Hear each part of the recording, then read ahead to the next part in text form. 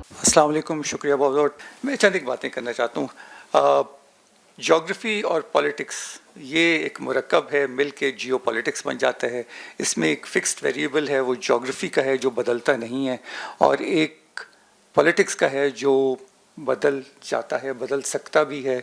बहुत नहीं बदलना चाहिए, ज़्यादा बदला जाएगा तो आपके तमाम सिस्टम जो है वो बिखर जाएगा। बहरहाल ये जियो पॉलिटिक्स जो है वो एक अहम चीज़ है जो इंटरनेशनल रिलेशंस के स्टूडेंट्स को पता होना चाहिए, पढ़ना चाहिए। और उसके बारे में मैं चंद एक बातें बताना चाहता हूँ। जैसे मुझसे पहले बहुत हमारे काबिल और लायक सफ़रा ने तज़किरा किया, डिप्लोमेसी का तज़किरा किया, सफ़ारतकारी का तज़किरा किया। मैं थोड़ी सी जंग की बात करूँगा। इस पर बहुत कुछ लिखा जा चुका है। हमें पता है कि सुन त्ज़ू ने लिखा आर्ट ऑफ वॉर, चाणक्य ने लिखा अर्थशास्त्र, मैकियावेली ने लिखा द प्रिंस दरअसल वॉरफेयर पे तो नहीं था, वो तो एक स्टेट्समैन के लिए था। चाणक्य का भी जो था वो वॉरफेयर के बारे में तो नहीं था, मगर बहरहाल उसने ये बताया कि एक बादशाह जो है कैसे इंटेलिजेंस का इस्तेमाल कर सकता है और कैसे वो जंग जीत सकता है। और क्लॉसविट्ज़ का हमें पता है कि ये एक ऑस्ट्रियन जनरल था। आदम सऊद ने तज़किरा किया, नहीं, या मेरे ख्याल में खुर्रम इकबाल साहब ने तज़किरा किया थिंकिंग जनरल्स।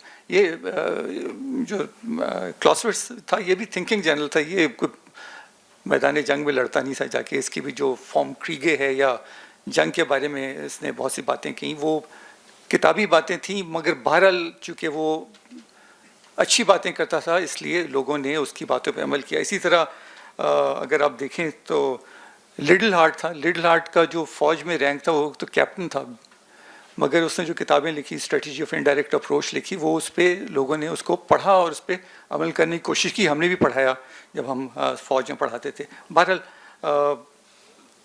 क्लॉसविट्ज़ की जो एक अहम जो कुलिया उसने दिया फॉर्म क्रीगे में, उसका मैं तज़किरा यहाँ करना चाहूँगा। और मैं चाहूँगा जो हमारे यूनिवर्सिटी के तलबा हैं वो भी उसके बारे में पढ़ें। उसने कहा कि war is an extension of policy, यानी जंग जो है वो बाय अदर मीन्स, कि जंग जो है वो वही जो पीस टाइम की पॉलिसीज़ होती हैं उन्हीं का को जंग में ले जाया जा सकता है। कोई तो उसमें ख़ास रद्द बदल नहीं होता। तो जब मोदी कहता है कि मैंने पानी बंद करना है, वो बहुत अरसे से पानी बंद करने की बात कर रहा है, और आज उसने वो कर दिया। उसने ही extended that policy into reality, या he is trying to do that. सो ये extension of policy by other means into war, ये बहुत एक अहम कुलिया है। अगर आप जंग के पॉइंट ऑफ व्यू से जियो पॉलिटिक्स को देखना चाहते हैं। फिर नज़ीर हुसैन ने भी तज़किरा किया बहुत से जियो पॉलिटिक्स, जिन लोगों ने जियो पॉलिटिक्स के बारे में लिखा उसमें हमें पता है कि मेहन भी है और मैकेंडर भी है और स्पाइकमैन भी है। तो इन लोगों ने जियो पॉलिटिक्स की बात की, और जैसे तज़किरा हुआ मेहन ने तो सी पावर की बात की, मैरीटाइम पावर की बात की, और उस पर अभी तक अमेरिका अमल कर रहा है। उन्होंने जो मुख्तलिफ अपने बेड़े बनाए हुए हैं और मुख्तलिफ दुनिया में डिप्लॉय किए हुए हैं, वो बेड़े इसीलिए बनाए कि वो अपने पावर को प्रोजेक्ट कर सकें। और ये पावर प्रोजेक्शन वो एयरक्राफ्ट कैरियर के थ्रू करता है। जब पर्ल हार्बर पे हमला किया जापान ने, तो एयरक्राफ्ट कैरियर लेके आया था, और एयरक्राफ्ट कैरियर से जहाज़ उनके उड़े थे जिन्होंने पर्ल हार्बर पे हमला किया। तो वो ये अब अमेरिका भी यही वो करता है। और ये बहरी बेड़ा जो होता है, ये जो एयरक्राफ्ट कैरियर होता है, मेरे दोस्त अजहर साहब इस बात से मुत्तफ़िक़ होंगे कि जो अकेला नहीं होता aircraft carrier, it's a fleet, it goes out in a lot of ships together to protect it.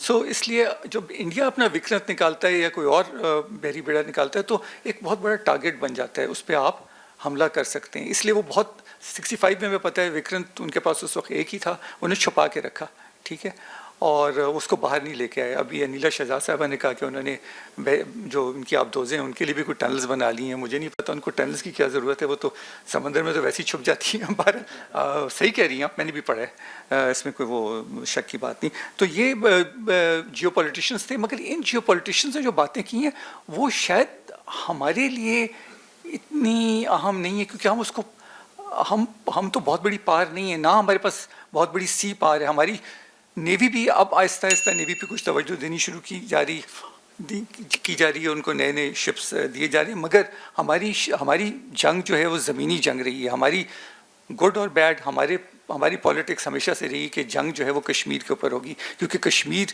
ہمارا تنازع ہے جس کو ہم نے حل کرنا ہے، چاہے ہم اس کو سیاسی طور پہ حل کر سکیں یا جنگی طور پہ حل کر سکیں. تو ہماری زیادہ تر فوج جو ہے وہ فوج ہو گئی یا ایئر فورس ہوگی، اس کا رجحان جو ہے وہ زمینی جنگ پہ ہے، سمندری جنگ پہ نہیں ہے. سو اس لیے ہمارے پاس اتنی بڑی نیوی بھی نہیں ہے، اور ہم یہ کہتے ہیں کہ ہم اس طرح سے گلوبلی اپنے پاور کو پروجیکٹ بھی نہیں کرنا چاہتے جس طرح شاید میہن نے کہا ہو یا اور بڑے بڑے جن لوگوں نے جیو پولیٹکس کے بارے میں لکھا. اس کے بعد میں اس لیے آپ کو یہ لوگوں کے نام دے رہا ہوں، میں چاہتا ہوں پڑھیں. اس کے بعد نیوکلیئر ایرا آیا، اس میں بڑے بڑے مصنف آئے، برنرڈ بروڈی آیا، ہرمن کان آیا، ٹامس شیلنگ آیا، البرٹ وولسٹیٹر آیا. پھر فرانس کا ایک بہت بڑا وہ تھا، سوچنے والا تھنکر تھا، آندرے بروفرے، اس نے بھی یہ نیوکلیئر جنگ کے بارے میں لکھا. مگر اس میں ایک اہم بات جو میں آپ کے سامنے لانا چاہتا ہوں، میں چاہتا ہوں وہ بھی آپ پڑھیں. ہرمن کان نے 44 سٹیپس آف ایسکلیشن دیے تھے.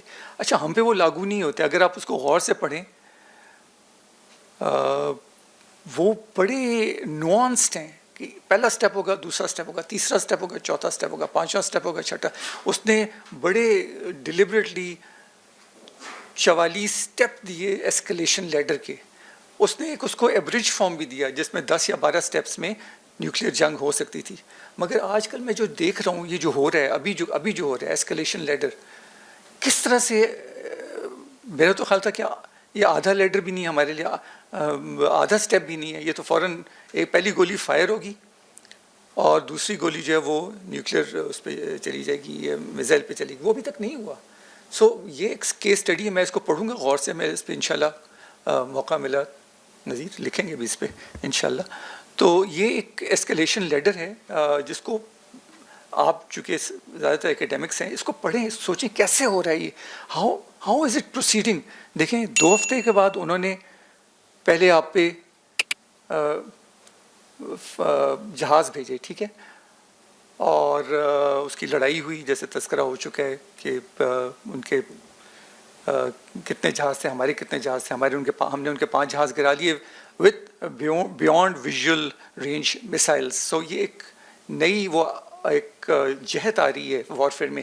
اب آپ کو ڈاگ فائٹ کرنے کی ضرورت نہیں، جیسے 65 کی وار میں ہمیں یاد ہے وہ لاہوری جو تھے وہ اوپر چھتوں پہ چڑھ کے دیکھتے تھے اور بو کاٹا کے نعرے لگاتے تھے. وہ اب نہیں ہوتا. اب آپ دیکھتے بھی نہیں. اب اس کو ابھی نندن کو بھی آنے کی ضرورت نہیں ہے.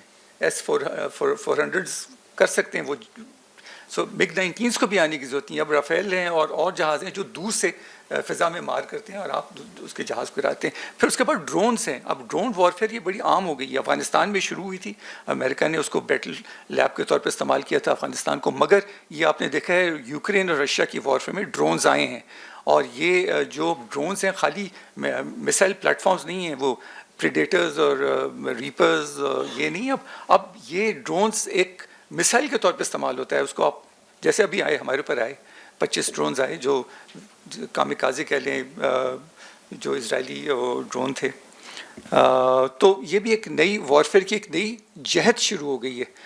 اور سب سے آخری بات جو میں کرنا چاہتا ہوں وہ ایک انفارمیشن وارفیئر کی بات ہے. آپ نے اپنی کتاب میں ایک صفحے پہ میں نے پورا ایک تیار کی ہوئی ایک لیکچر تیار کیا، میں آپ سے شیئر کر لوں گا، یہ ولی سے بھی شیئر کر لوں گا. مگر میں ابھی آف دا کف بات کر رہا ہوں جس میں آپ کی تمام باتیں جو آپ نے کی ہیں اس میں نے تبصرہ کیا.